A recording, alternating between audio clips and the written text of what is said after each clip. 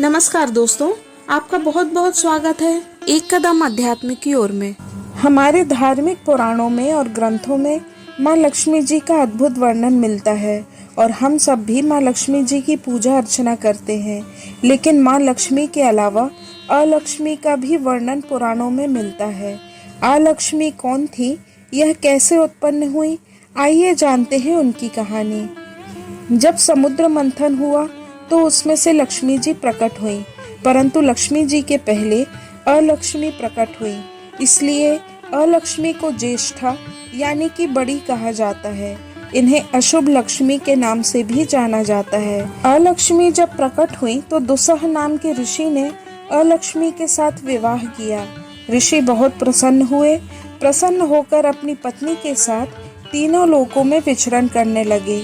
परंतु जिस स्थान पर महात्मा ऋषिगण विष्णु या शिव के नाम का जयकारा करते, जहाँ वेदों की ध्वनि होती थी, हवन का धुआं उठता था या अंगों में भस्म धारण किए हुए ऋषिगण रहते थे, वहाँ पर अलक्ष्मी डर कर अपने दोनों कान बंद करके इधर उधर भागती रहती थी। अलक्ष्मी के इस प्रकार का व्यवहार देखकर दुसह ऋषि व्याकुल हो गए। इसके बाद दुसह ऋषि उनको अपने साथ लेकर घोर वन में जाकर कठोर तपस्या करने लगे।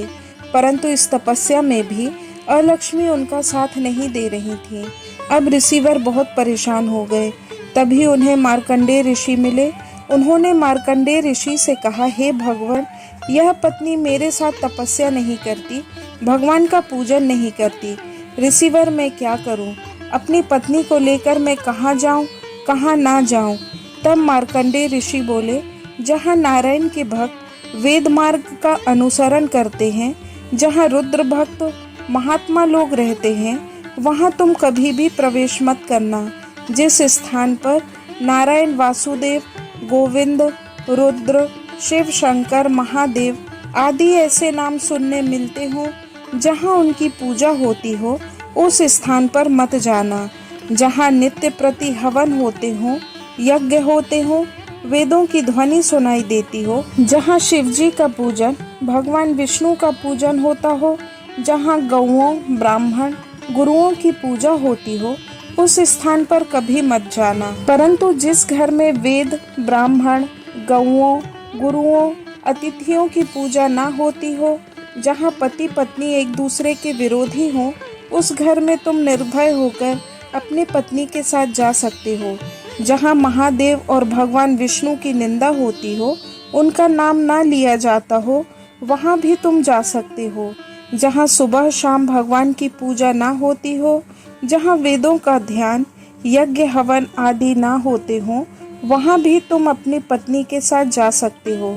जिस घर में दिन में या रात में लड़ाई झगड़े होते हो, वहाँ तुम बिना डर के रह सकते हो। जिस जगह पर पापी, मूर्ख और दयाहीन लोग रहते हैं, वहाँ तुम अपनी पत्नी के साथ रह सकते हो। जिस घर की मर्यादाओं का पालन ना करने वाली गृहिणी रहती हो, उसके घर में तुम सदा निवास करो। जिस घर में सोने, बैठने, भोजन करने के समय नाम का उच्चारण नहीं होता, भगवान का नाम नहीं लिया जाता, उस घर में भी तुम रह सकते हो।